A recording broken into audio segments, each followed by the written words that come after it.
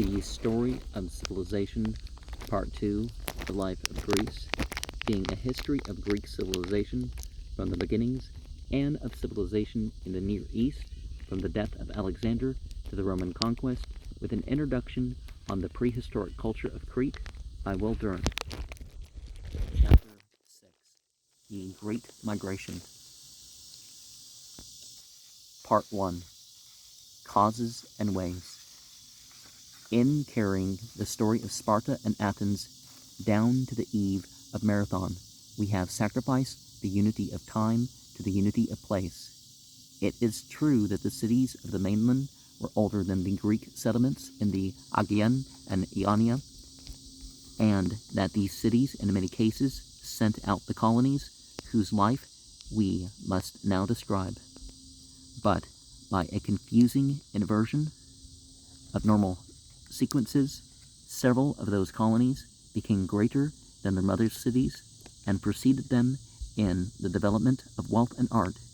The real creators of Greek culture were not the Greeks of what we now call Greece, but those who fled before the conquering Dorians, fought desperately for a foothold on foreign shores, and there, out of the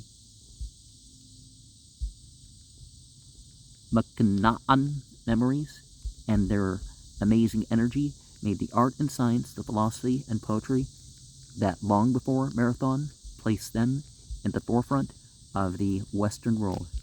Greek civilization was inherited by the parent cities from their children. There's nothing more vital in the history of the Greeks than the rapid spread through the Mediterranean.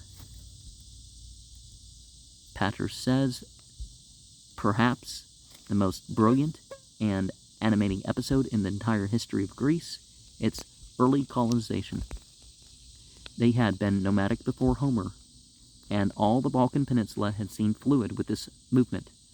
But the successive Greek waves that broke upon the Aegean Isles and the western coast of Asia were stirred up above all by the Dorian invasion. From every part of Hellas, men went out in search of homes and liberty beyond the grasp of the enslaving conquerors. Political faction and family feud in the older states contributed to the migration. The defeated sometimes chose exile, and the victors gave every encouragement to their exodus. Some of the Greek survivors of the Trojan War stayed in Asia. Others, through shipwreck or adventure, settled in the islands of the Aegean. Some, reaching home after a perilous journey, found their thrones or their wives occupied, and returned to their ships to build new homes and fortunes abroad. In mainland Greece, as in modern Europe, colonization proved a blessing in varied ways. It provided outlets for surplus population and adventurous spirits, and safety valves against agrarian discontent. It established foreign markets for domestic products and strategic depots for the import of food and minerals. In the end, it created a commercial empire whose thriving interchange of goods, arts, ways, and thoughts made possible the complex culture of Greece. Well, on the downside, how is this colonization coming about? Are they just going out and getting new lands?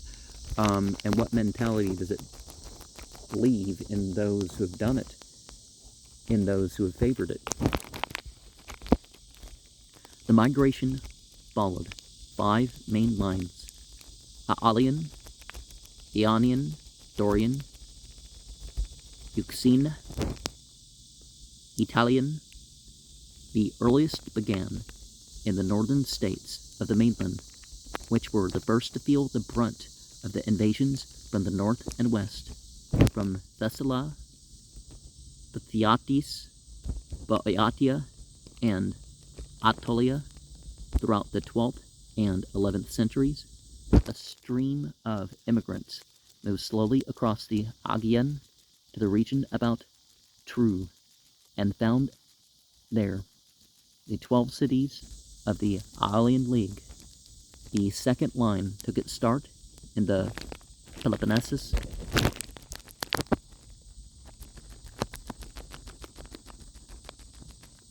whence thousands of Maccanaeans and Achaeans fled on the return of the Heraclids.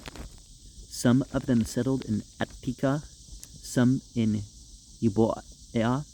Many of them moved out into the Cyclades, ventured across the Aegean, and established in western Asia Minor the 12 cities of the Ionian Dodecapolis.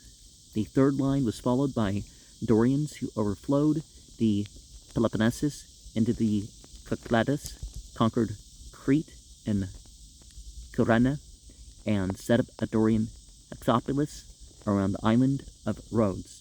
The fourth line, starting anywhere in Greece, settled the coast of Thracia and built 100 cities on the shores of the Hellespont, the Propontis, and the Euxine Sea. The fifth line moved westward to what the Greeks called the Ionian Isles, thence across to Italy and Sicily, and finally to Gaul and Spain. And I'm trying to say these in a Greek way, and you're kind of raised to not say it in that way. If these were direct transliterations of Greek words, which sometimes they are, sometimes they aren't. So I don't have the Greek in front of me, so I can't make that judgment. I'm just only a sympathetic imagination or keen recollection of our own colonial history can visualize the difficulties that were surmounted in this century-long migration. It was an adventure of high moment to leave the land consecrated by the graves of one's ancestors and guarded by one's hereditary deities, and to go forth into the strange regions unprotected presumably by the gods of Greece. Now, a true god is not limited by time and space and other things about the material world. But there are entities that do favor certain bloodlines more, certain positions of those bloodlines more, certain lands and all that more.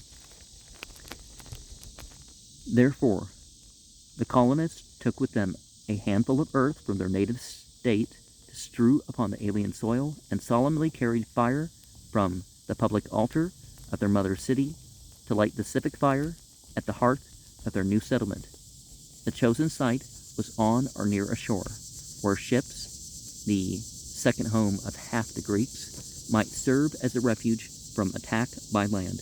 Better still, if it were a coastal plain protected by mountains that provided a barrier in the rear, acropolis for defense in the town, and a promontory sheltered harbor in the sea. Best of all, if such a haven could be found on some commercial route or by a river mouth that received the products of the interior for export or exchange, then prosperity was only a matter of time. Good sites were nearly always occupied and had to be conquered by stratagem or force. The Greeks, in such matters, recognized no morals loftier than our own. In some cases, the conquerors reduced the prior inhabitants to slavery, with all the irony of pilgrims seeking freedom.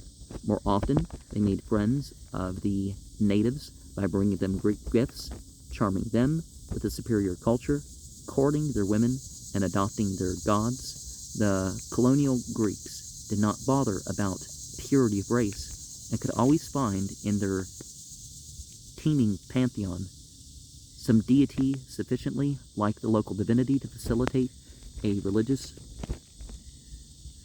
entente.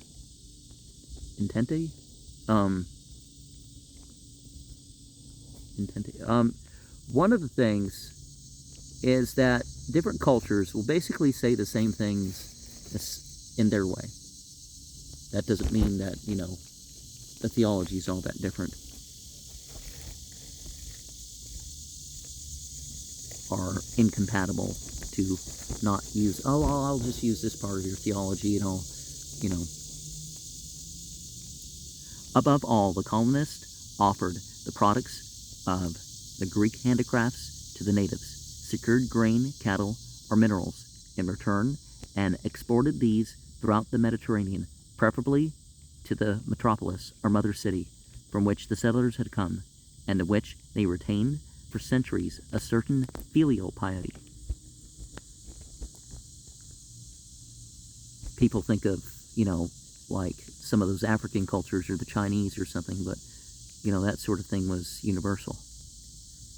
One by one, these colonies took form until Greece was no longer the narrow peninsula of Homeric days, but a strangely loose association of independent cities scattered from Africa to Thrace and from Gibraltar to the eastern end of the Black Sea. It was an epochal performance for the women of Greece. We shall not always find them so ready to have children. Through these busy centers of vitality and intelligence, the Greeks spread into all of southern Europe the seeds of that subtle and precarious luxury called civilization, without which life would have no beauty and history no meaning.